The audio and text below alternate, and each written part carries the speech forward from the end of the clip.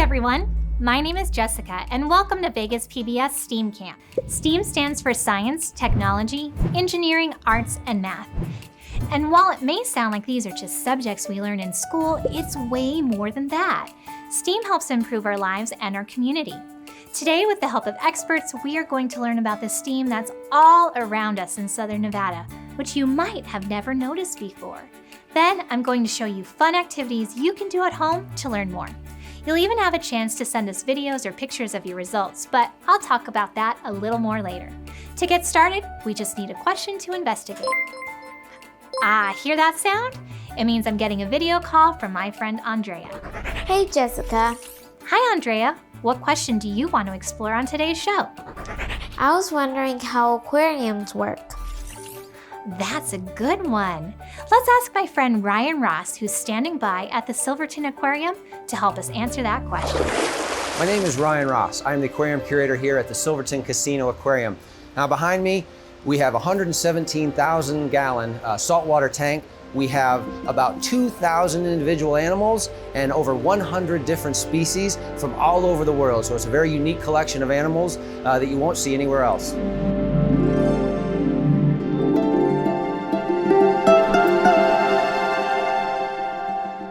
Behind me is 117,000 gallons of salt water. Now salt water weighs just over 8 pounds a gallon. So if you do some quick math, these windows are holding back about 1 million pounds of water. Any guesses on how thick these windows have to be to hold back 1 million pounds? The windows are 6 inches thick. They're made up of acrylic. The maintenance that is required to maintain the window, we are constantly wiping down the windows of algae. All the coral in there is artificial. So 2 days a week, we spend all day underwater scrubbing, cleaning the coral, cleaning the gravel to help maintain the water clarity and make sure it's healthy for the animals. So a very unique aspect of the aquarium is we have fish from all over the world, whether it's from the Caribbean or the Red Sea or the Indo-Pacific. We have fish from all over the world, and part of our job is to pick out animals we think have the right temperament and that are going to get along with everyone, and to give you the collection that you see behind me. So how do we maintain this aquarium? How do we keep the water so clean and clear and healthy for the animals? Well, we do that with a lot of different filtration methods. We have sand filters, we have protein skimmers, we have ozone contact towers, 25 horsepower pumps moving the water through all those different types of filtration, and 117,000 gallons of water gets circulated about every 75 minutes. The way we're able to create an ocean environment in the middle of the desert is we take a blend of the salts and all the trace elements that you would find in natural seawater, we add it to fresh water and essentially have ocean water here in the middle of the desert. So the sand filters collect debris. As they do that, filter pressures increase. So 2 times a week we do a backwash. And we backwash 9,000 gallons of water through those sand filters, and then we collect it in a basin in the ground. And we clean that water up, and then we recycle it. So the aquarium has been here 16 years, and we've only ever done 1 water change. We're constantly recycling the water. Behind me is where our biological filtration takes place. And these black towers is plastic sheeting from top to bottom. Now what happens is the pumps move the water to the top of that black towers. That water trickles down over that plastic sheeting. Now that plastic sheeting is surface area for bacteria to grow. There's a lot of fish in the aquarium. Fish go to the bathroom. It creates ammonia, which is toxic and will kill the fish. So the bacteria that lives on that plastic sheeting converts the ammonia to less toxic things, allowing us to keep fish in captivity. Behind me is another important part of our life support system. This is called a protein skimmer. Now how a protein skimmer works, proteins are very long, skinny molecules. They have a hydrophobic end and a hydrophilic end. Now the hydrophobic end, meaning phobia or scared of water, doesn't like water, is going to attach to a bubble. And because they're long and skinny, a lot of proteins can attach to one of the millions of tiny little bubbles in there. Those bubbles rise to the surface and collect all the proteins and organics to help keep the water clean and clear. So this is the top of our aquarium. This is where we come to get any water samples and to do any target feeding, as well as to get in and do maintenance, whether that be cleaning the coral or hand feeding the stingrays. So this is one of our handheld units that we use to keep the water parameters in check. This measures dissolved oxygen levels, temperature, and pH. So the pH scale goes from 0 to 14. we like to keep our aquarium between 8.1 and 8.3. Now, the closer you get to 14, the more basic you are, and the closer you get to 0, the more acidic you are. So one of the problems you run into when you have an aquarium with 2,000 fish in it is you have some fish that are very aggressive feeders and some fish that are very shy feeders. Some fish with big mouths, some fish with small mouths. So what we've done is we've designed these Nori Feeders that allows us to stick seaweed in there, and it keeps it there for a while so they can't take it all at once, and the aggressive fish don't swim off with everything, and it gives the more timid, the shy feeders an opportunity to get some nori. Now, we also have bottom inhabitants like stingrays. Stingrays are bottom feeders, and we actually have to get in, because of the 2,000 mouths to feed in here, we actually have to get in to hand feed the stingrays. If we were to just throw the food in at the surface, not enough of that food would make it to the bottom for the stingrays to eat. I hope you found this look into an ocean habitat in the middle of the desert as fascinating as I do on a daily basis. Next time you're at the Silverton, just remember everything that's going on behind the scenes, all the hard work to keep these animals happy and healthy.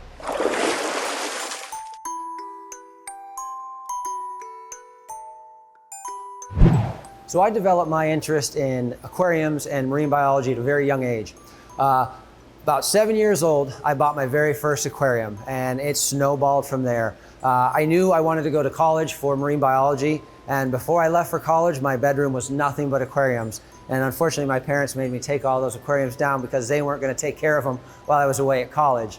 But if you're ever interested in getting into the aquarium field or marine biology, I highly recommend volunteering at any local aquariums, and definitely get a small aquarium and set it up at home. I learned so much on my own at home taking care of fish as I did here on the job at a professional level. You can learn a lot on your own by reading and just experimenting. So I highly encourage, if the ocean interests you, if the aquarium world interests you, definitely go after it, because it's a very rewarding and fun career.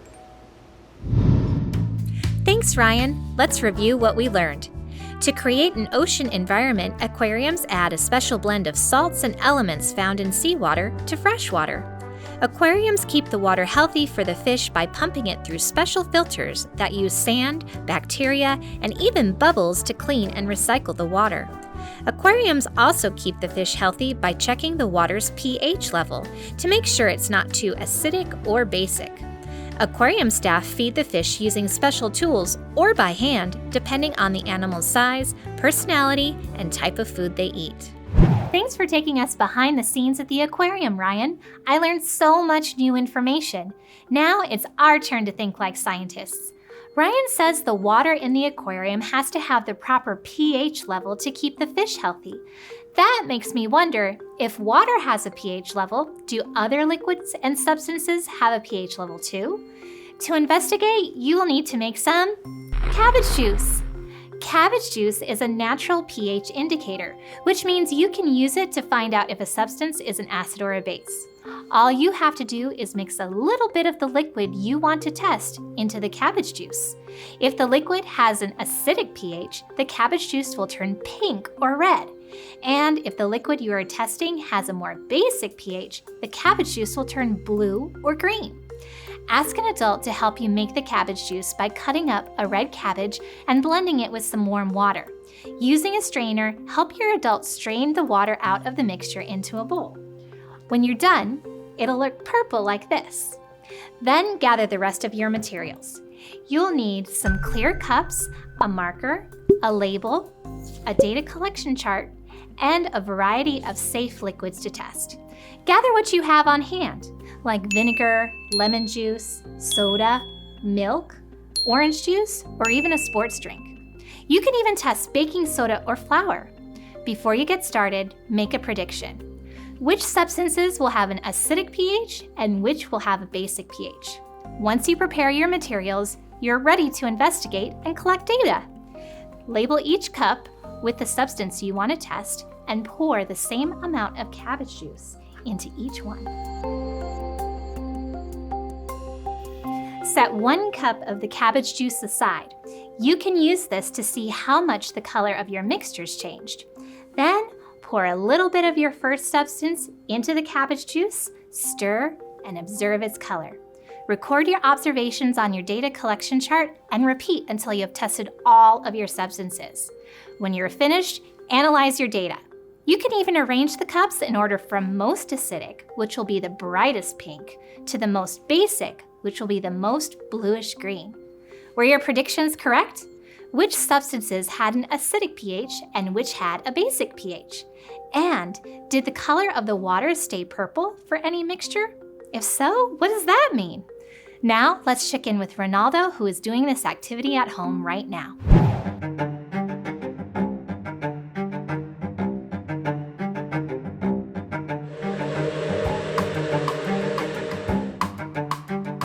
Me and my dad made some cabbage juice. It smells really gross. I'm going to test some juice and soda. I'm going to find out if it turns red, pink, or blue. My prediction is when I pour the juice in the cabbage juice, it's going to turn red because it kind of looks like red because it's super close to it. The juice made the cabbage juice turn kind of pinkish reddish. In the soda, I would say it will turn red or pink. I noticed that when I poured the soda, it turned red, but not so red. It doesn't have as much acid as the juice does. My prediction is that since white could turn any color, but I'm pretty sure it's more likely to become blue. I noticed that turned blue, so I would say it's a base.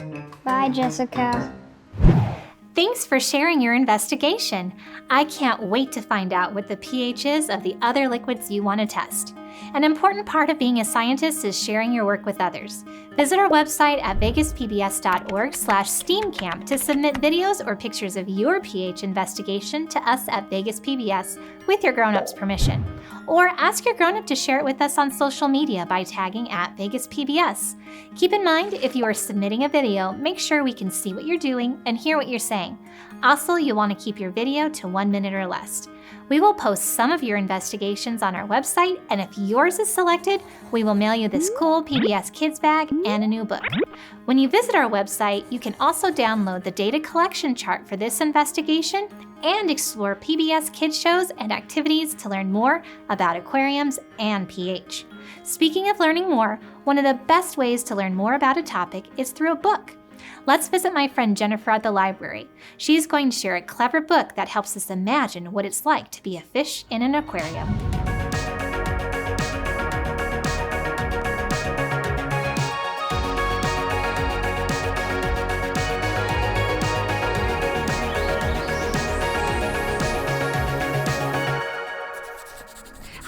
I'm librarian Jennifer from the Summerlin Library, and I heard that you just visited the aquarium. Well, I thought what better way to celebrate than read the book Memoirs of a Goldfish by Devin Cillian.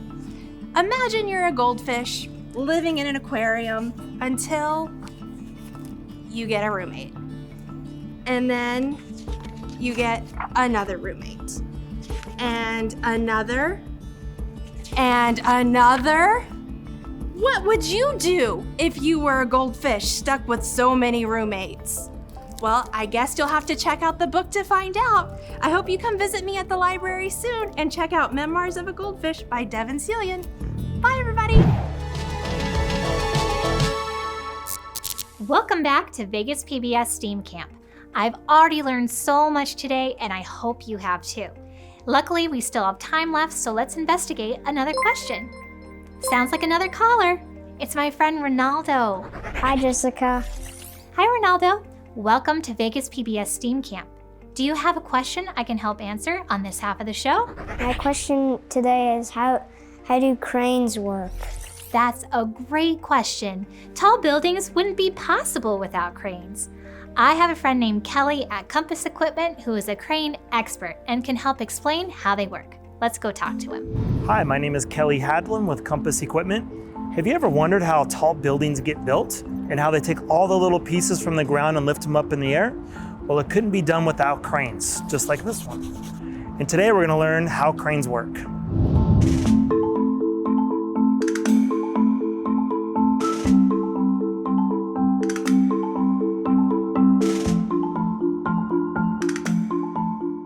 What we see here is a luffing jib tower crane. This crane is configured up about 120 feet tall right now to the part where the crane is swinging. The operator's up there in the cab taking signals from somebody. 25 feet off the deck, slow it down, looking good. And you can see that the whole upper part of the machine is swinging and the lower part is fixed. That's called the tower or the mast. The part sticking up to the left at a 45-degree angle, that's called the jib. That's what lifts all the loads up. That holds everything in place. Cranes use pulleys to help lift heavy loads with a lot less effort. The reason pulleys make our lives a lot easier is that it cuts down on the force required to lift a load.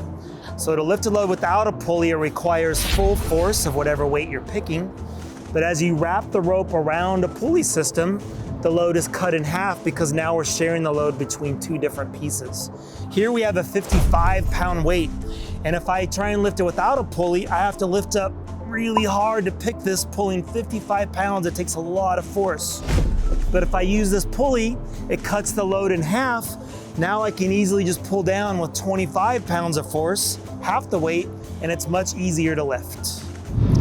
Pulleys are used in more than just cranes. Can you think of examples in your everyday life where you see pulleys in action? Some real-world examples of pulleys in everyday life would include flagpoles, the blinds in your house, garage door openers, and even elevators that take people up and down. Let me show you how pulleys are used on a crane. There's these pendants going up to the top of the jib that are using pulleys to cantilever all of the forces. So if you look at the top of the jib in the upper left and you see these pennant bars coming down off to the right, you'll see these white pulleys up there, and all those white pulleys have a wire rope going through them, making mechanical advantage to be able to lift that jib up and down.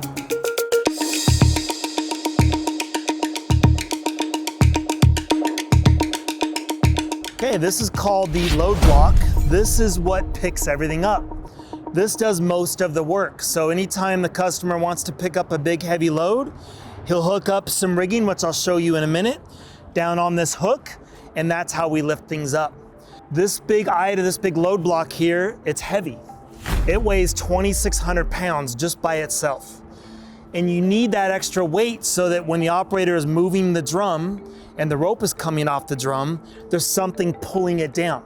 Otherwise, the rope would just never make it to the ground. It's also being held up by this wire rope. So this steel rope is made up of a bunch of tiny little strands of wires, but all these little strands of wires are woven on top of each other to get to a big diameter steel. This rope is very strong. There's no way we could break it. This block right here can pick on its own up to 55,000 pounds. This wire rope comes down and it goes over this pulley right here, and then it goes up over pulleys on top of the crane. And this pulley is also what's helping hold the load right here in place with this big shaft. So I'll demonstrate how a load might be picked up. Bill, if we can have him hoist up just a couple of feet, make the hook about eye level for me. All right, go ahead, let's boom up, hold the load. You can see the wire rope and all these pieces right here are all just gonna come up some.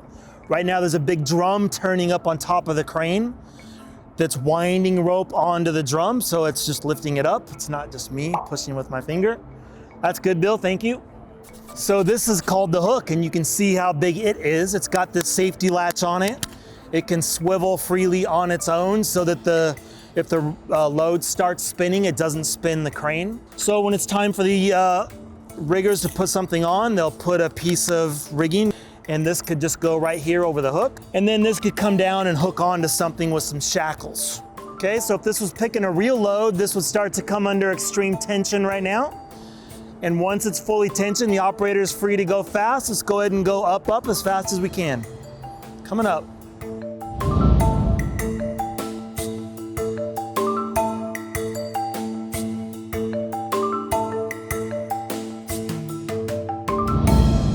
Well, that's all we have for today. I hope you learned something about how cranes work, and next time you're driving around and see either a tall building or a tall crane, you'll think back and remember how pulleys work and how cranes lift things up.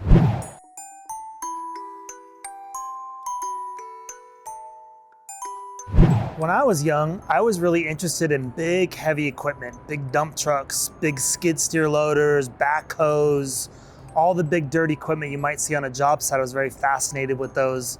So I encourage you, if you have a passion in learning how things are built or how things are made, get involved. Go learn how to operate something or learn how to build something or how to repair something. It's a lot of fun and a very good career to be a crane operator. Highly encourage you to consider that. Or to learn how to fix cranes is a very technical skill, or learning how to design them and how big the steel or the wire rope needs to be, or how big the pulley needs to be. It's a great industry and a lot of fun and very rewarding because you get to see big, heavy equipment at work. Thanks, Kelly. Today we learned tall buildings wouldn't be possible without cranes. Cranes use pulleys, which are wheels that hold a cable or rope. Strong, thick steel cable is used on crane pulleys. Pulleys allow the crane to lift heavy objects, called a load, by reducing the amount of force or effort needed. The mast or tower of the crane gives it its height. The jib is like the arm of a crane. It moves up and down to lift the load. To attach a load to a crane, it is hooked onto a heavy load block using cables called rigging. Thanks for helping us learn how cranes use pulleys to lift heavy objects, Kelly. Now it's our turn to think like engineers to build our own pulleys. In order to do this, we are going to use the engineering design process. All engineers start their work by coming up with a goal or a problem they want to solve. Your goal is to build a pulley that can lift something heavy you find in your home. Pick something you can still lift on your own, like a water jug. Feel how heavy it is. What materials do you have in your home that you can use as a pulley to lift this object? You will need something that has a thick cylinder shape, like a rolling pin or a broomstick. But those aren't the only things you can use. Be creative and see what else you can find. You will also need a rope. After you've identified your materials, figure out what you will use to hold your pulley in place and draw a sketch of your design. The next step is to create your pulley. Take your time and test as you go. This helps you save time and fix mistakes if you realize something isn't working. After you've created your pulley, it's time to test it out. Attach one end of your rope to your object and pull the other end. Is it a lot easier to lift your object? If so, awesome job. But if you tested your pulley and it fell apart or it didn't make it easier to lift your object, it's okay. Think about what you can do to improve your design and test it again. Now, let's check in with Abigail, who is doing this activity at home right now. And I'm using a broom. I'm actually using two of my dining room chairs. They have these circles in it so that the broom can fit in. Then I have this rope, but instead of tying it to a basket, I have it tied to a dumbbell. Now I need to use something that rotates like this. You sure I'm gonna secure it? Okay.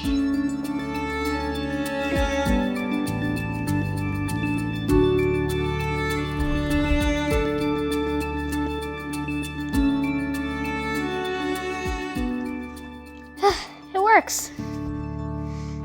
Thanks for sharing your creative pulley, Abigail. If you would like to send me a picture or video of your pulley, you can submit it through our website at vegaspbs.org/steamcamp with your grown-up's permission. Or ask your grown-up to share it with us on social media by tagging @VegasPBS. And remember, if you are submitting a video, make sure we can see what you're doing and hear what you're saying. Also, you'll want to keep your video to 1 minute or less. We will select some projects for our website, and if we choose yours, you will get this cool PBS Kids bag and a new book.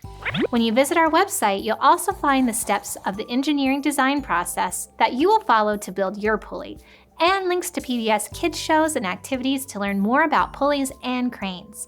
Now, I'm going to send it back to Jennifer at the library one more time, who will share a book about a fictional construction crew of cats who will use equipment like cranes to accomplish a goal.